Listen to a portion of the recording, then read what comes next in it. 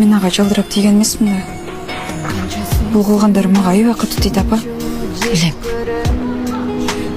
Апа, мен ажырашуға арыз бердім. Мен апам бойынша қылырыз. Бірақ Толқынбек менен ары жашай албайм.